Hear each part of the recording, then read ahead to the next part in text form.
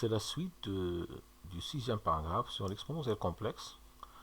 On va voir ici comment résoudre l'équation de la forme exponentielle de z égale à 1, avec z c'est un complexe inconnu et a est un complexe non nul donné. On écrit a sous forme trigonométrique avec rho strictement positif et phi réel, et on écrit z sous forme algébrique x plus y avec x et y sont derrière. Donc, l'équation exponentielle de z est égale à a est équivalent.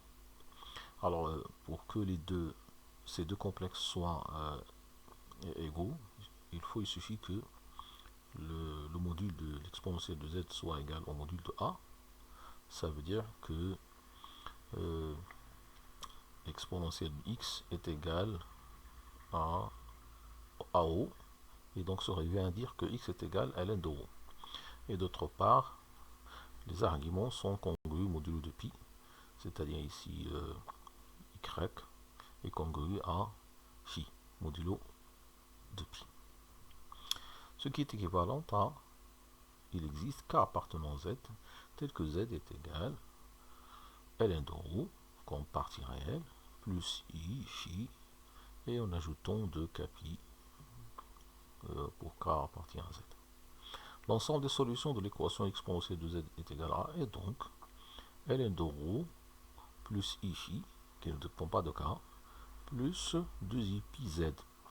C'est-à-dire c'est l'ensemble des complexes qui s'écrit ln de rho plus i phi plus 2i pi fois un entier relatif.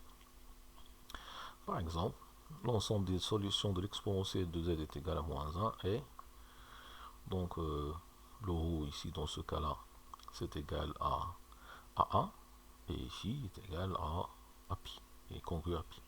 C'est-à-dire que l'ensemble des solutions ln de 1 c'est 0, donc ça reste i pi plus 2i pi z.